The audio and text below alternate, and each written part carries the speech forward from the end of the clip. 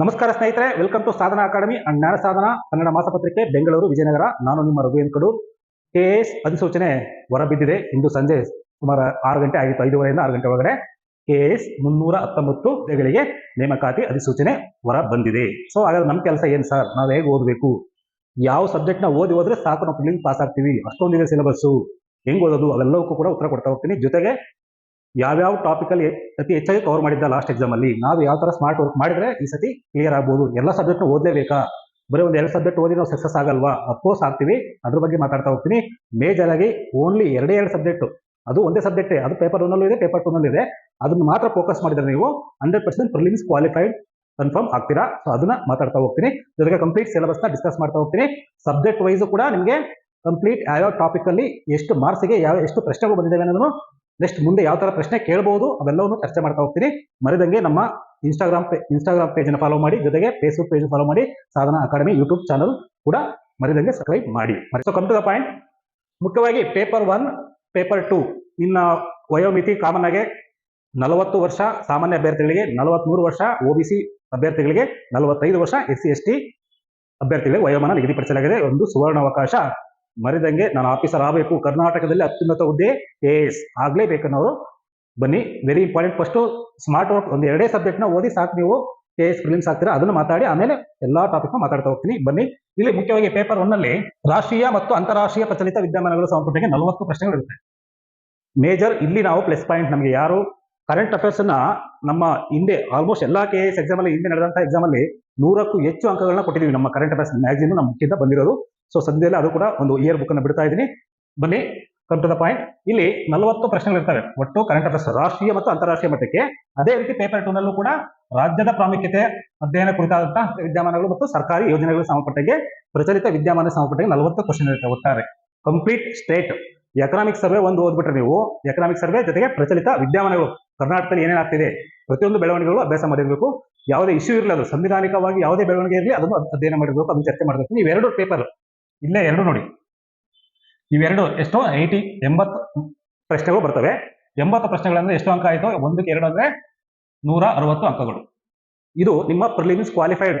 Almost general ಅವರು qualified ಆಗ್ತಾರೆ. ಇದು ಇಷ್ಟರಲ್ಲಿ ಇಷ್ಟು ಔಟ್ ಆಫ್ ಔಟ್ ಬರಲ್ಲ ಸರ್ ಅನ್ಬೋದು. ಅಫ್ಕೋರ್ಸ್ ಇನ್ನು ಉಳಿದ ಸಬ್ಜೆಕ್ಟ್ಗಳಲ್ಲಿ ನೀವು ಆರಾಮಾಗಿ, ಈಗ ಹಿಸ್ಟ್ರಿ ಒಂದು 5 ಅಂತೂ ಪಾಸ್ ಮಾಡಲ್ವಾ? ಏನ್ಷಿಯಂಟ್ ಮಿಡಲ್ ಮಾಡರ್ನಿಂದ ಕರ್ನಾಟಕ ಹಿಸ್ಟ್ರಿ ಸೇರಿ ಒಂದು 5ರಿಂದ 10% ಅಟೆಂಡ್ ಮಾಡೇ ಮಾಡ್ತೀರಿ. ಯಾಕಂದ್ರೆ ಇತಿಹಾಸ ನಾವು ಹುಟ್ಟಿದಾಗಿಂದನೂ ಓದಿರ್ತೀವಿ, ಭೂಗೋಳಶಾಸ್ತ್ರ ಹುಟ್ಟಿದಾಗಿಂದನೂ ಓದಿರ್ತೀವಿ, ಎಕನಾಮಿಕ್ಸು ಓದಿರ್ತೀವಿ, ಪ್ರತಿದಿನ ನೋಡ್ತಾನೆ ಇರ್ತೀವಿ ಪೇಪರ್ ಎಲ್ಲ.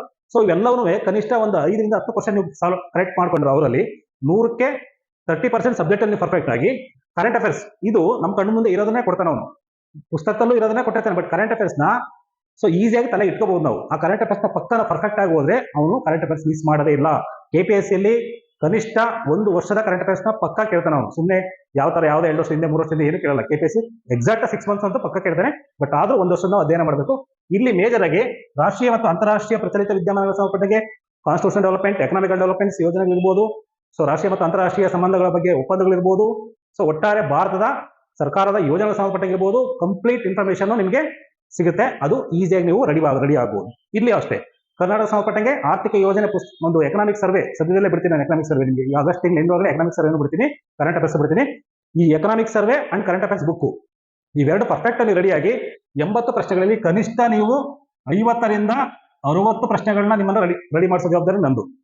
ಸೊ ಇವನ್ ಪ್ಯೂರ್ಲಿ ಕರೆಂಟ್ ಅಫೇರ್ಸ್ ಸಂಬಂಧಪಟ್ಟಂಗೆ ಆನ್ಲೈನ್ ಕ್ಲಾಸ್ ಸ್ಟಾರ್ಟ್ ಮಾಡ್ತಿದ್ದೀನಿ. KSಗೆ ಇವನ್ ಆಫ್ಲೈನ್ ಬ್ಯಾಚ್ ಸ್ಟಾರ್ಟ್ ಆಗ್ತಿದೆ ಆಗಸ್ಟ್ 1st ವೀಕ್ ಇಂದ. ಸೊ ರಿಜಿಸ್ಟರ್ ಮಾಡ್ಕೊಳ್ಳಿ, ಕಚೇರಿ ಸಂಖ್ಯೆ ಸಂಪರ್ಕಿಸಿ. ನೋಡಿ, ಪ್ಯೂರ್ಲಿ ಕರೆಂಟ್ ಅಫೇರ್ಸ್ ಕ್ಲಾಸ್ ತಗೊಂಡ್ರೆ ಸಾಕು, ನೀವು ಕ್ವಾಲಿಫೈಡ್ ಆಗ್ತೀರಾ. ಹೆಂಗೂ ಸಬ್ಜೆಕ್ಟ್ಗಳೆಲ್ಲ ಓದಿರ್ತೀರಾ. ಕರೆಂಟ್ ಅಫೇರ್ಸ್ ನ ಪಕ್ಕ ಟಾಪಿಕ್ ವೈಸ್ ನಿಮಗೆ ಪರ್ಫೆಕ್ಟ್ ಮಾಡಿಸಿ ಕೊಟ್ಬಿಡ್ತೀನಿ. ಸೊ ಕ್ವಾಲಿಫೈಡ್ ಮಾರ್ಕ್ಸ್ ಬರಬೇಕು, ಆ ತರ ಮಾಡ್ತೀನಿ. ಇದರಲ್ಲಿ ನೀವು 60 ಅಂದ್ರೆ 120 ಮಾರ್ಕ್ಸ್ ಬಂತು, ಅಲ್ಲೇ ಎಷ್ಟು 120 ಬಂತು. ನಿನ್ನ ಸಬ್ಜೆಕ್ಟ್ಸ್ ಅಲ್ಲಿ ನೋಡಿ, ಇಲ್ಲಿ ಪೇಪರ್ 1 ಅಲ್ಲಿ ಹಿಸ್ಟ್ರಿಲಿ ಇಲ್ಲಿ ಮಿನಿಮಮ್ ಅಂದ್ರೂ ನಿಮಗೆ 15ರಿಂದ 20 ಕ್ವಶನ್ಸ್ ಇರ್ತವೆ. ಸೊ ಇದರಲ್ಲಿ ನೀವು 10 ಪಾಸ್ ಮಾಡಲ್ವಾ, 10 ಕ್ವಶನ್ ಪಾಸ್ ಮಾಡಲ್ವಾ, ಇಲ್ಲೊಂದು 20 ಮಾರ್ಕ್ಸ್ ಬಂತ. ಜೊತೆಗೆ ಭೂಗೋಳಶಾಸ್ತ್ರ ಬೇಡ, ಇದರಲ್ಲೂ 10ರಿಂದ 15 ಪ್ರಶ್ನೆಗಳು ಇರ್ತವೆ ಕನಿಷ್ಠ ಅಂದ್ರೆ. ಸೊ ಇಲ್ಲಿ ಒಂದು 5 ಪ್ರಶ್ನೆ ಅಟೆಂಡ್ ಮಾಡೋ ಹೋಗಿ ನೀವು ಹೇಗೆ 10 ಮಾರ್ಕ್ಸ್ ಬಂತು. ಸೊ ಇನ್ನು ರಾಜ್ಯಶಾಸ್ತ್ರ, ಪೊಲೈಟಿ, ಸಂವಿಧಾನ, ಆರಾಮಾಗಿ ನಮ್ಮ ಸಂವಿಧಾನ, ನಮ್ಮ ಚಿಕ್ಕ ಬುಕ್ ಇದೆಯಲ್ಲ PSI ಅದನ್ನು ಓದ್ಕೊಂಡ್ರು ಸಾಕು, ನೀವು ಕನಿಷ್ಠ 10 ಕ್ವಶನ್ ಪಾಸ್ ಆಗ್ತೀರಾ. ಬೇಡ 5 ಪಾಸ್ ಆಗಲಿ ಸಾಕು. ಸೊ 10 ಮಾರ್ಕ್ಸ್ ಸಿಗ್ತಾ ಅಲ್ಲಿ. ಸೊ ಎಕನಾಮಿ ನಮ್ಗೆ ಗೊತ್ತೇ ಇಲ್ಲ, ಒಂದು 2 ಅಟೆಂಡ್ ಮಾಡಿದ್ದೀನಿ ಸರ್ ನಾನು, ಆಯ್ತು. ಒಂದು ಇದು ಒಂದು 5 ಕ್ವಶನ್ ಅಟೆಂಡ್ ಮಾಡಿದ್ರೆ ಅಂತ ಹೇಳಿ ಅದರಲ್ಲೂ 10 ಮಾರ್ಕ್ಸ್ ಸಿಗ್ತಾ. ಸೊ ಟೋಟಲ್ ಎಷ್ಟಾಯ್ತು ಇಲ್ಲೇ ಲೆಕ್ಕ ಹಾಕಿ. ಇಲ್ಲಿ ಹೋಗೇ ಇಲ್ಲ ನಾನು ಸೈನ್ಸ್ಗೆ. ಸೈನ್ಸ್ ಮೆಂಚೆಲ್ಲ ಬಿಟ್ಟಿಸಲ್ಲ, ನನಗೆ ಅರ್ಥನೇ ಆಗಲ್ಲ, ಸುದ್ದಿನೇ ಬೇಡ. ಸೈನ್ಸ್ ಅಂಡ್ ಟೆಕ್, ಎಕಲಾಜಿ ಎನ್ವೈರನ್ಮೆಂಟ್ ಅದು ನಮಗೆ ಗೊತ್ತೇ ಇಲ್ಲ, ನಾವು ಸೈನ್ಸ್ ಸ್ಟೂಡೆಂಟ್ ಅಲ್ಲ ಅಂತ ಕೈ ಬಿಟ್ಟಿದ್ದೀನಿ ಅಂತ ಅನ್ಕೊಳ್ಳಿ. ಸೊ ನಿಮ್ಗೆ ಟೋಟಲ್ ಎಷ್ಟಾಯ್ತು ಇಲ್ಲಿ 170 ಪ್ರಿಲಿಮ್ಸ್ ಕ್ವಾಲಿಫೈಡ್ ಆದಂಗೆ.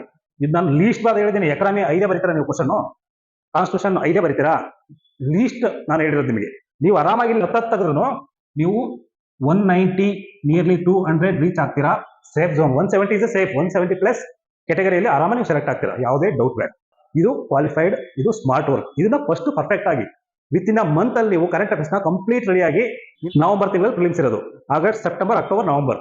ಸೊ ಆಗಸ್ಟ್ 1 ತಿಂಗಳು complete current affairs, state, national, international and economic survey ಇಷ್ಟು ತರ ಆಗ್ಬಿಡಿ. ಕಂಪ್ಲೀಟ್ ನೋಟ್ಸ್ ನಿಮ್ಮ ಹತ್ರ ಬಂದಿರಬೇಕು, ಪಾಯಿಂಟ್ಸ್ ಮಾಡ್ಕೋಬೇಕು. ಅದನ್ನು ನಾನು ರೆಡಿ ನೋಟ್ಸ್ ಕೊಡ್ತೀನಿ. ಸೊ ಕ್ಲಾಸಲ್ಲೂ ಕೂಡ ಕಂಪ್ಲೀಟ್ ಇಂಪಾರ್ಟೆಂಟ್ ಕರೆಂಟ್ ಅಫೇರ್ಸ್ ನ ಕವರ್ ಮಾಡ್ತೀನಿ, ಸಪರೇಟ್ ಕ್ಲಾಸೇ ಮಾಡ್ತೀನಿ ಕರೆಂಟ್ ಅಫೇರ್ಸ್ಗೆ, ಅದನ್ನು ತಗೊಳ್ಳಿ. ಸೊ ಇಷ್ಟು ನೀವು ಪರ್ಫೆಕ್ಟ್ ಆದ್ರೆ ನೀವು ಕ್ವಾಲಿಫೈಡ್ ಆದಂಗೆ. ಸೊ ಇಷ್ಟು ಪರ್ಫೆಕ್ಟ್ ಆಗಿ ಜೊತೆಗೆ ಮೇನ್ಸ್ಗೂ ಪ್ರಿಪರೇಷನ್ ಮಾಡ್ಬೋದು ನೀವು. ನಿಮ್ಗೆ ಕನ್ಫರ್ಮೇಷನ್ ಇರುತ್ತೆ, ಟೆಸ್ಟ್ ಅಂತ ವೀಕ್ಲಿ ಟೆಸ್ಟ್ ಕೊಡ್ತೀನಿ. ಸೊ ಅದನ್ನು ನೀವು ವ್ಯಾಲ್ಯೂಯೇಷನ್ ಮಾಡ್ಕೊಳ್ಳಿ. ಪರ್ಫೆಕ್ಟ್ ಸಬ್ಜೆಕ್ಟ್ ನ ಸ್ಮಾರ್ಟ್ ವರ್ಕ್ ಮಾಡ್ಕೊಂಡು ನೀವು ಮಾಡಿದ್ರೆ ಆರಾಮಾಗಿ KS ನೀವು ಅಧಿಕಾರಿ ಆಗಬಹುದು. ಸೊ ಇದು ಇಷ್ಟು ವಿಚಾರ ಆಯ್ತು. ಸೊ ಬನ್ನಿ ಸ್ಟೆಪ್ ಬೈ ಸ್ಟೆಪ್ ಹೋಗೋಣ. ಟಾಪಿಕ್ ವೈಸ್ ಯಾವ ರೀತಿ ಒಂದೊಂದು ಇತಿಹಾಸದಲ್ಲಿ ಯಾವ ಕ್ವಶನ್ ಹೇಗೆ ಬರ್ತವೆ ಅದನ್ನು ಚರ್ಚೆ ಮಾಡ್ತಾ ಹೋಗೋಣ. ಜೊತೆಗೆ ಎಕನಾಮಿಕಲ್ ಹೇಗೆ ಬರ್ತವೆ ಪ್ರತಿಯೊಂದು ಟಾಪಿಕ್ ವೈಸ್. ಇವನ್ ಈ ಕಡೆ